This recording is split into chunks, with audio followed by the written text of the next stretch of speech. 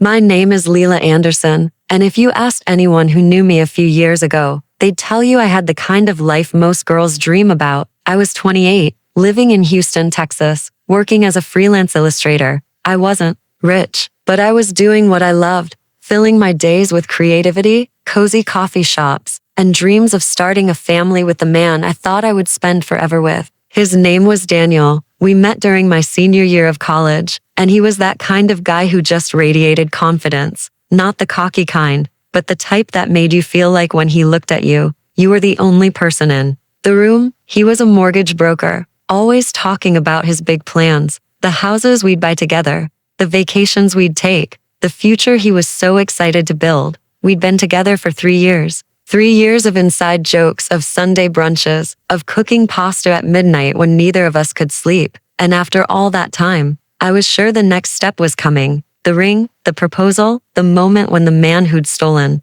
my heart would finally make me his forever. And it did happen, at least. I thought it did. It was a Saturday night when Daniel told me he was taking me somewhere special. He blindfolded me. Cheesy, I know, but I played along, and when he pulled the blindfold off, I nearly cried. We were standing in a rooftop garden in downtown Houston, fairy lights strung across the trees, a small band playing in the corner. Our friends and my family were all there, cheering, smiling, holding champagne glasses. And then Daniel got down on one knee. My hands flew to my mouth. I felt my chest tighten in the best way possible, tears spilling down my cheeks as he said the words I had been waiting to hear. Leila, will you marry me? Of course, I said yes. I said it through tears and laughter and kisses, while everyone clapped and cheered. In that moment, I thought my life was complete. That night, as I admired the ring glittering on my finger, I whispered to myself, this is the beginning of everything I ever wanted. But I was so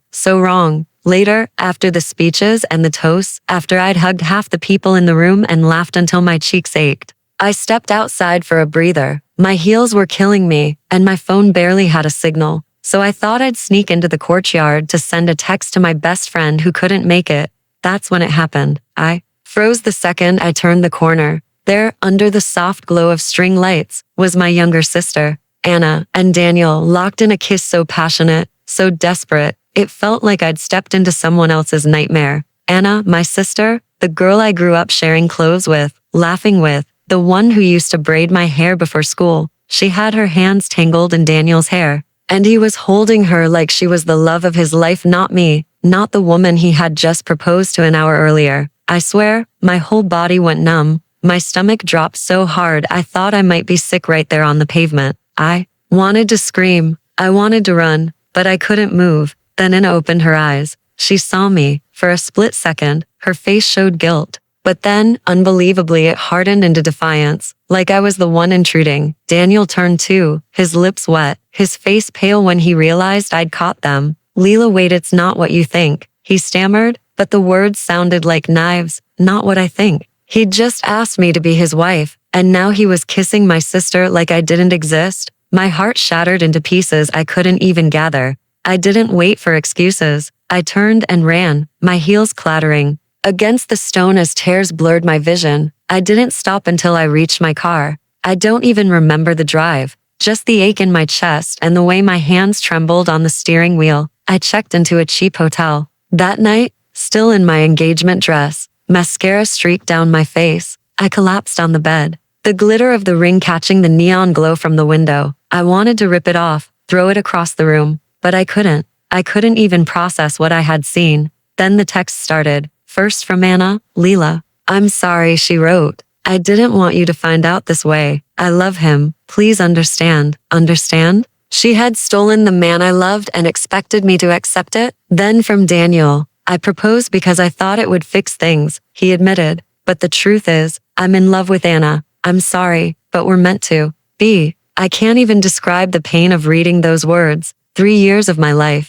3 years of building dreams with him, and it turned out I was nothing but a placeholder until he realized he wanted my sister. I cried until my body felt empty, until my voice broke, until I could barely breathe. But the worst part wasn't even Daniel's betrayal, it was Anna's. Because when your lover betrays you, it's devastating. But when your own sister betrays you, it cuts deeper than any knife ever could. And I thought that was the end of my nightmare. but it was only the beginning. The next morning, I drove back to my parents' house, still in a fog of disbelief. My body was heavy, my eyes swollen from crying, and I had no idea how I was supposed to face anyone. But I thought maybe, just maybe, my family would rally around me, hold me, and remind me I wasn't alone in this nightmare. I was wrong when I walked through the front door, and I was already sitting at the kitchen table with Mom and Dad. Her hair was perfectly brushed, her face calm, like she hadn't just destroyed my world the night before. Daniel was there too, sitting next to her, holding her hand like she belonged to him. My stomach twisted. I wanted to scream, to throw something, to demand how they could sit there so casually. But when Mom looked up and saw me, she sighed like I was the problem. "Leela, please sit down," she said, her voice weary, as if she was dealing with a spoiled child. I stayed standing. I couldn't sit, not while they looked at me like I was the intruder in my own family home. "Do you have any idea what I saw last night?" I demanded, my voice shaking. "He proposed to me, and then he kissed Anna, my sister, right in front of me." Anna's face flushed, but she didn't look guilty. Instead, she squeezed Daniel's hand tighter, like she was making a statement. "Leela, you don't understand," she said softly, like she was the victim. "Daniel and I didn't plan this. It just happened." "It just happened?" I snapped. "You don't just fall into your sister's fiance's arms and kiss him, Anna. You betrayed me." But before Anna could reply, Dad held up his hand. "Enough," he said firmly. "Leela, I know this hurts, but sometimes love works in mysterious ways." I stared at him, my jaw dropping. "Mysterious ways?" I repeated, my voice rising. "He asked me to marry him, Dad, and then he runs to Anna. That's not love.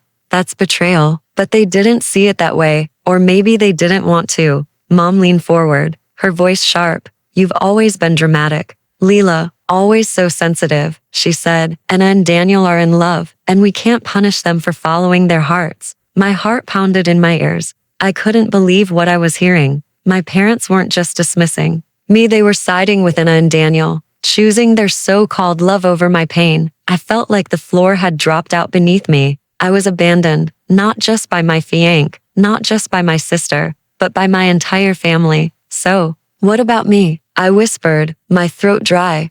"What about everything I've given, everything I've lost? Do I just get tossed aside like I don't matter?" No one answered. They all sat there, looking at me with pity or worse, annoyance. In that silence, I realized something that hurt even more than the betrayal. I had no one. That night, I packed my bags. I left my parents' house with nothing but a suitcase, my laptop, and a broken heart. I didn't even bother saying goodbye. I rented a tiny one-bedroom apartment across town, cheap and a little rundown, but it was mine. For the first time in days, I felt like I could breathe without someone watching me with judgment. The first weeks were hell. I'd wake up crying, fall asleep crying, barely eat, barely work. The ring sat on my nightstand, a constant reminder of the life I'd been promised and the lie it turned out to be. But slowly, little by little, I started to rebuild. I threw myself into my art. Every stroke of the brush became an outlet for my pain, every sketch a way to bleed out the betrayal I couldn't put into words.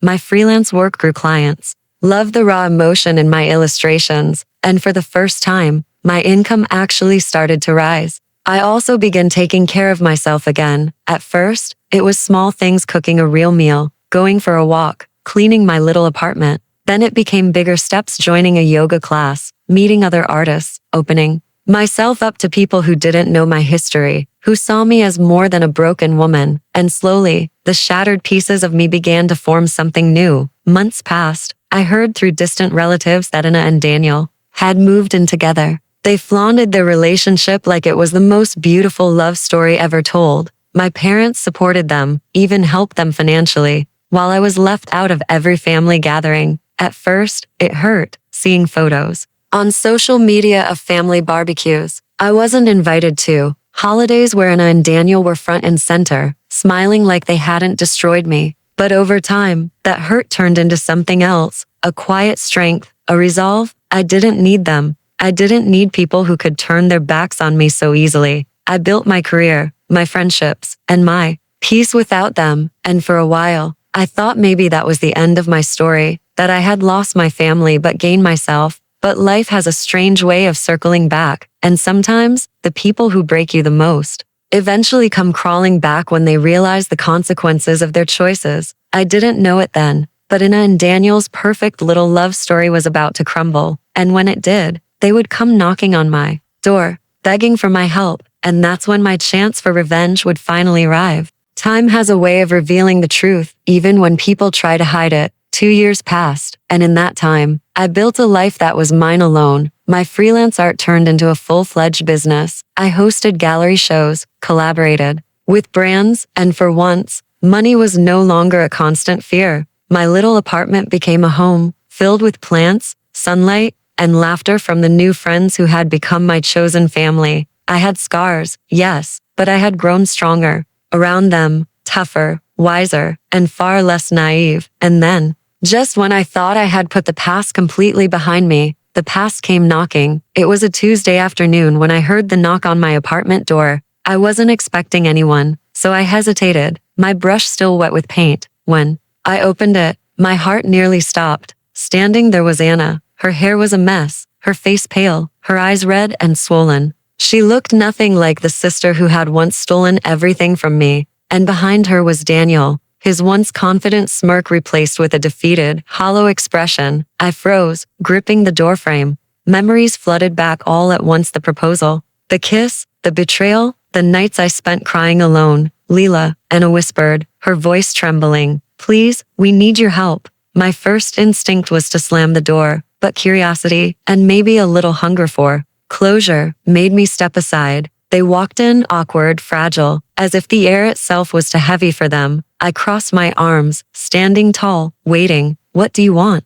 I asked coldly, the strength in my voice surprising even me, and his eyes filled with tears. It's Daniel, she said. His business collapsed. We're drowning in debt. We're about to lose everything, and Mom and Dad can't help anymore. I blinked slowly, taking it in. Daniel's business, the same one my parents had once praised him for, the same one they said proved he was a better match for Anna than I'd ever be, had failed. I looked at him, and for once, he couldn't meet my gaze. And why are you telling me this? I asked, though I already knew the answer. Anna's hands shook as she wrung them together. Because you're doing so well now, she whispered. Everyone knows you're successful, and we have nothing. We thought maybe you could help us. I let out a short, bitter laugh. Help you? I repeated, my voice rising. After what you did to me, after you stole my fiancé, after you destroyed my family, after you made me out to be the problem? They both flinched at my words, but I didn't care. I had dreamed of this moment, the moment they would finally understand the weight of their betrayal. We were wrong. Anna cried, her voice cracking. I see that now. I was selfish, and I hurt you in ways I can never take back. But please, Leela, we're desperate. I stared at her, and for a second, I felt a pang of the old sisterly bond we once had. But then I remembered all the nights I spent alone, all the holidays they celebrated without me, all the times I begged for love and was given silence. I shook my head slowly. No, I said firmly, you made your choices, and now you have to live with them. Daniel finally spoke, his voice hoarse. Please, Leela, if not for Anna, then for me, for you? I cut in sharply, my anger finally spilling out. You proposed to me, Daniel, and then you kissed my sister in the same breath. You humiliated me, you shattered me, and now you have the nerve to stand here and ask for my help? He looked down, ashamed, unable to answer. My chest heaved as years of pain came pouring out. Do you have any idea what you did to me? I said, my voice breaking.